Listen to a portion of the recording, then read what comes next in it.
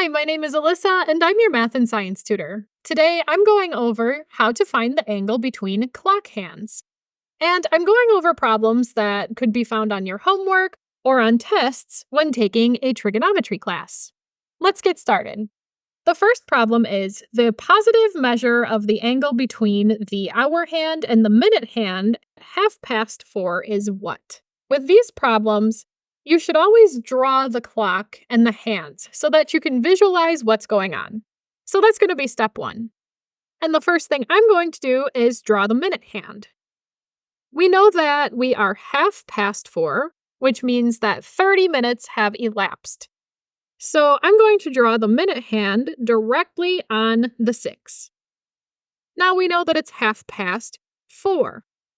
So the hour hand has traveled 30 minutes away from the 4, which means it's going to be halfway between 4 and 5. So it'll be somewhere around here. Now that we have a good visual, we can start solving this problem.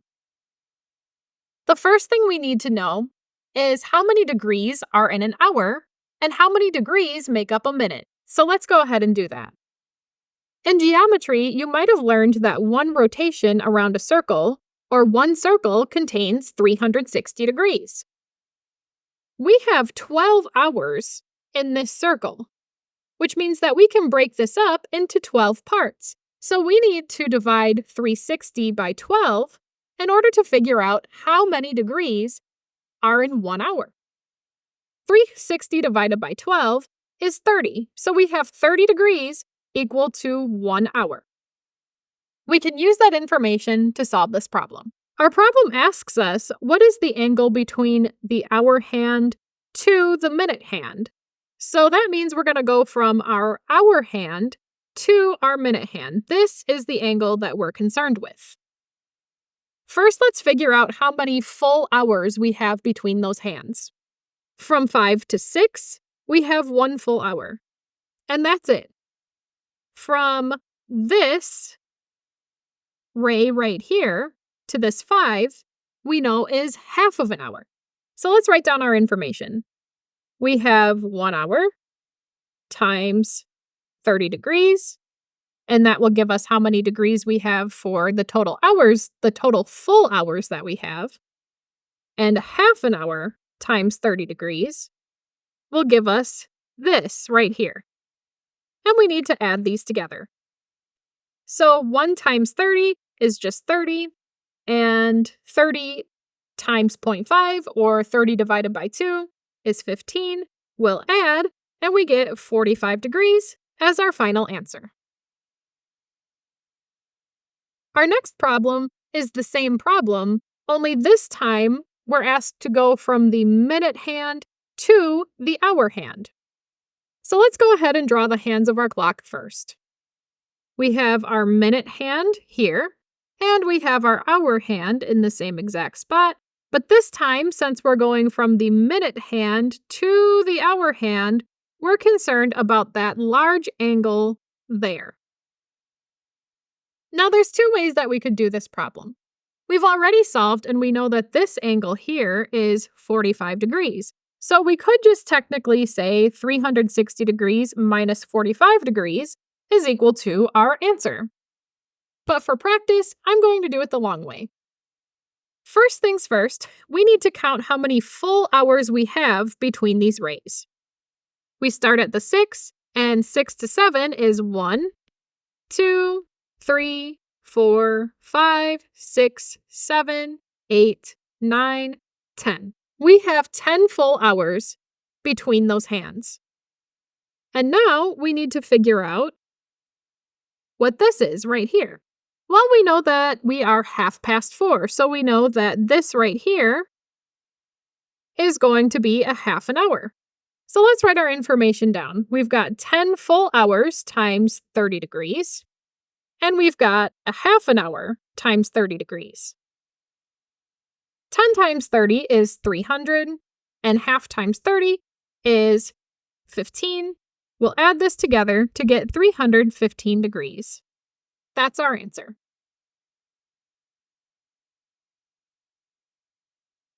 Now, what about this problem? We're trying to find the positive measure of the angle between the hour hand and the minute hand at 20 minutes past 10. So let's go ahead and draw our hands. We'll draw the minute hand first. We are at 20 minutes past 10. And now let's draw our hour hand. Again, we are slightly past 10. We're not directly on 10. We're just slightly past it because 20 minutes have elapsed. So our hour hand is going to be somewhere around here. All right, now let's go ahead and solve this problem. We are asked to go from the hour hand to the minute hand. So let's count how many full hours we have between these rays. From this ray to 11 is not a full hour. We'll come back to that. But from 11 to 12, that's 1, 2, 3, 4, and 5. So we have 5 full hours times 30 degrees. Now, how far is this ray here from 11? Well, we know that it's 20 past 10, and there's 60 minutes and an hour. So we need to subtract 20 minutes from 60 minutes in order to find this distance here. And that's 40 minutes.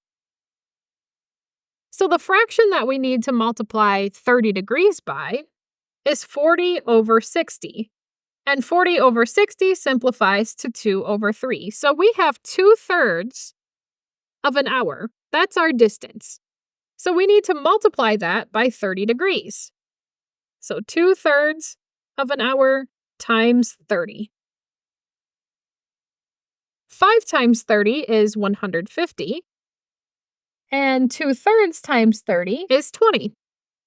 When we add these together, we get 170 degrees, which is our final answer.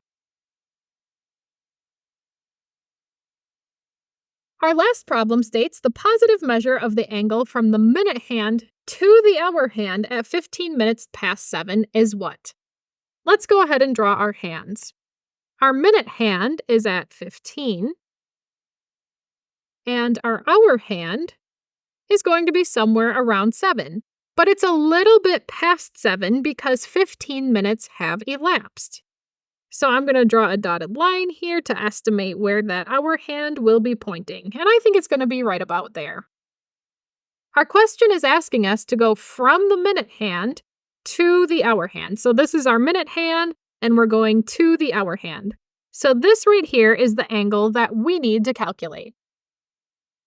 Let's go ahead and count our full hours.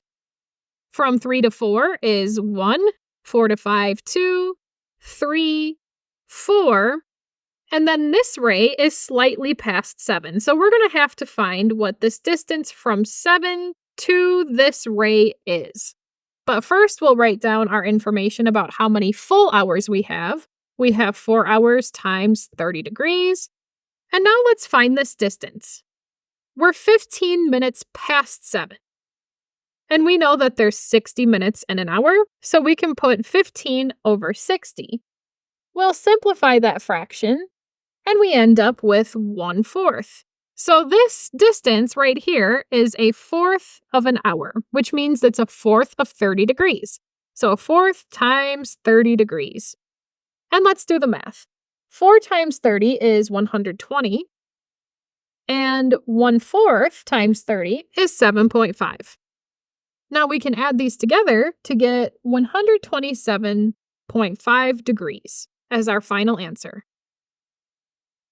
I hope this video helped you. If you'd like to see more trigonometry homework and test problems solved, please make sure to like this video and subscribe to my channel. Thanks so much for watching.